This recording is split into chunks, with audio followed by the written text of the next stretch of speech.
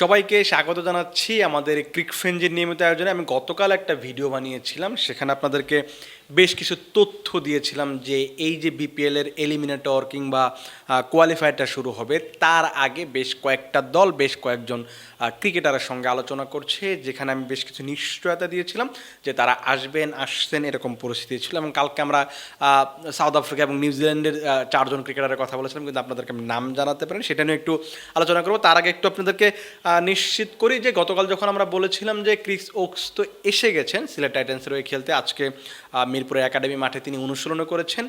পাশাপাশি আজকে ফাহিম আল চৌধুরী, যিনি সিলেট টাইটান্সের উপদেষ্টা, তিনি কিন্তু নিশ্চিত করেছেন স্যাম বিলিংসও সিলেটের হয়ে বিপিএলটা খেলবেন। এবং এটা আমি কালকে আপনাদেরকে জানিয়েছিলাম যে তার সঙ্গে আলোচনা চলছে। তিনি যদি সিডনি থান্ডারের হয়ে খেলছিলেন, তার ম্যাচগুলো শেষ হয়ে গেছে, পয়েন্টের একেবারে শেষের দিকে, পয়েন্ট টেবিলের শেষের দিকে ছিল, কোয়ালিফাই করতে পারেনি, স্বাভাবিকভাবে এই স্টোরটা কাজে লাগাতে পেরেছে। এবং তার আগে শুধুমাত্র তিনি 2023 সালে রংপুর রাইডার্সের হয়ে একটা ম্যাচ খেলার জন্য বিপিএল এসেছিলেন, সেবার তিনি মাত্র 1 রান খুব সম্ভবত করেছিলেন। সো তিনি আসবেন, এটা মোটামুটি সিলেট টাইটান্সকে একটা স্বস্তি দিবে, কারণ ওই সাইম আইয়ুব, হজরতুল্লাহ জাজাই তারা যখন আসলে না থাকছেন বা নেই যেহেতু, আর আজমুদুল ওমর যাও চলে গেছেন, সে কারণে কিন্তু তাদের ব্যাটিংয়ের একটা বড় সমস্যা তৈরি হয়ে গেছে। সে কারণে কিন্তু স্যাম বিলিংসকে ডেকে নিয়ে আসা হচ্ছে। আশা করা যায় যে তার ওই সার্ভিসটা তারা পাবে। পাশাপাশি কিন্তু ওই ফিল সল্টের কথা বলেছিলাম যে গতকাল রাতে আসার কথা ছিল, কিন্তু শেষ মুহূর্তে একটা ইস্যু ক্রিয়েট হয়েছে, সেটা হচ্ছে পারিশ্রমিক নিয়ে বনিবনা হচ্ছিল না। কিন্তু এখন যতটুকু আমার জানা গেছে মোটামুটি অনেকটাই এগিয়েছে।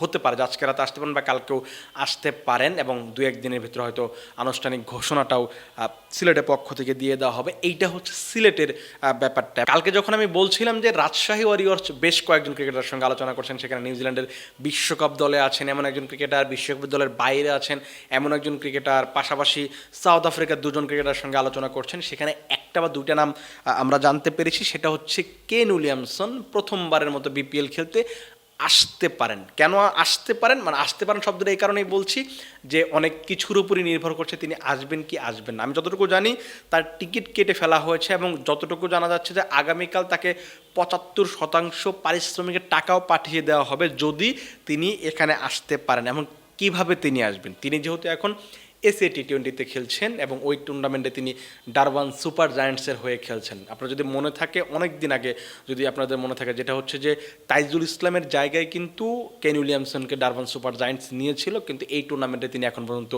ভালো ক্রিকেট খেলতে পারেননি। 7টা ম্যাচ খেলেছেন, 7টা ম্যাচে তিনি 110 রান করেছেন, খুব সম্ভবত 22-এর মতো অ্যাভারেজ, এবং স্ট্রাইক রেটটা 120। কিন্তু তার যে এক্সপিরিয়েন্সটা আছে সেটা নিশ্চিতভাবেই রাজশাহী কাজে লাগাতে চাইবে। তার সঙ্গে বেশ আলোচনা করেছে, যেটা বললাম যে তার টিকিটটা কনফার্ম করে রেখেছে, 2 দিনের টিকিট, আমি যদি ভুল না করে থাকি সেটা হচ্ছে কালকের একটা টিকিট কাটা আছে এবং পরবর্তী সময়ের একটা টিকিট কাটার আছে। এবং ডারবান সুপার জায়ান্টসের আমি কথা বলছিলাম, তারা হচ্ছে 19 পয়েন্ট নিয়ে পয়েন্ট টেবিলের 4 নম্বরে রয়েছে, এবং 5 নম্বরে রয়েছে হচ্ছে জোবার্গ সুপার কিংস, তাদের পয়েন্ট হচ্ছে 17। এবং কালকে তাদের একটা খেলা আছে, আমি যখন ভিডিওটা বানাচ্ছি তার মানে হচ্ছে পরদিন একটা খেলা আছে, তাদের খেলাটা হচ্ছে পার্ল রয়্যালসের বিপক্ষে। এবং এই দুটা দলের ম্যাচের ফলাফলের উপর নির্ভর করবে কেন উইলিয়ামসন কবে নাগাদ বিপিএল আসবেন, নাকি বিপিএল আসতেই পারবেন না, সেটা কিন্তু অনেক কিছু নির্ভর করছে। কারণ হচ্ছে জোবার্গ সুপার কিংস যদি পার্লের বিপক্ষে জিতে যায়, সেক্ষেত্রে তারা 4টা পয়েন্ট পাবে। এসএ টি20 নিয়ম হচ্ছে আপনি একটা ম্যাচ জিতলে 4টা পয়েন্ট পাবেন।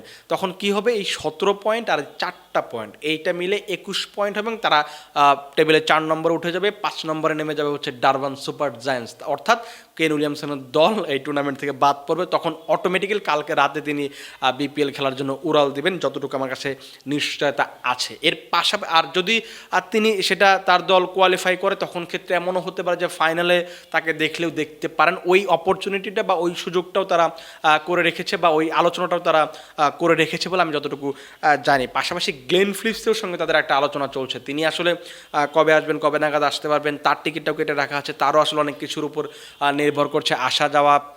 পাশাপাশি আরও সাউথ আফ্রিকার 2জনের সঙ্গে কথা হয়েছে, তার একজনের টিকিট আমি আসলে নামটা শুনতে পারিনি এখন পর্যন্ত, আমি জানি না, হয়তো কালকে হয়তো জানতে পারবো যে সাউথ আফ্রিকার কোন ক্রিকেটারের সঙ্গে তাদের আলোচনাটা হয়ে আছে। এই 3জন মোটামুটি কনফার্ম যে এই 3জনের যে কোনো 2জন খুব সম্ভবত রাজশাহীর হয়ে খেলতে আসবেন। তাদের কিন্তু বিদেশি প্রয়োজন ছিলই, কারণ ওই যে আপনি যদি খেয়াল করেন সাহিবজাদা ফারহান যখন চলে গেলেন তখন মোহাম্মদ ওয়াসিম এসে খুব ভালো ক্রিকেট খেলেছিলেন, কিন্তু তিনি যখন চলে গেছেন সাহিবজাদা ফারহান যখন আবার যোগ দিয়েছেন তখন কিন্তু ফারহান ভালো ক্রিকেট খেলতে পারছেন না। আপনি যদি একটু লেট লো অর্ডারে দেখেন রায়ান বাল এখন পর্যন্ত ভালো ক্রিকেট খেলতে পারেন। আপনি জিমি নিশামের কথা বলতে পারেন, তিনিও প্রত্যাশিতভাবে রাজশাহী যে ধরনের পারফরমেন্স তাদের কাছে খুঁজছে সেটা কিন্তু করতে পারেনি। এখন পর্যন্ত রাজশাহী যে ভালো ক্রিকেট খেলছে তার একটা বড় অবদান হচ্ছে দেশি ক্রিকেটারদের পারফরমেন্স। আপনি এখানে মুশফিকের কথা বলতে পারেন, আপনি রিপন মণ্ডলের কথা বলতে পারেন, আপনি নাজমুল হোসেন শান্তর কথা বলতে পারেন, এর পাশাপাশি আপনি বিনুরা ফার্নান্দোকে একটু সামনে এগিয়ে রাখতে পারেন। সো তাদের বিদেশি ক্রিকেটের প্রয়োজন ছিল, যেহেতু তারা টেবিল টপার হয়ে আছে, তাদের দুটো ম্যাচ সুযোগ থাকবে ফাইনালে যাওয়ার জন্য, তারা এখন এমন বিদেশি আনতে চাচ্ছে যে ক্ষেত্রে যেভাবে হোক তাদের ফাইনালে উঠতে হবে, চ্যাম্পিয়ন হতে হবে, শিরোপাটা জিততে হবে। আমি নিশ্চিত যে তারা ওই পরিকল্পনায় যে ক্রিকেটারদের নিয়ে আসছেন তারা হয়তো তাদের ডেলিভার করতে পারবেন, সেটা হয়তো আমরা মাঠের ক্রিকেটে দেখতে পারবো। আপাতত আমার কাছে এটুকু তথ্য ছিল। আমরা কালকে চেষ্টা করবো যে সাউথ আফ্রিকার কার সঙ্গে কথা হচ্ছে বা আর কাদের সঙ্গে কথা হচ্ছে সেই ব্যাপারগুলো আপনাদেরকে আপডেট জানানোর জন্য। আপাতত আপনারা ভালো থাকুন, সুস্থ থাকুন এবং ক্রিকফ্রেঞ্জির সঙ্গে থাকুন।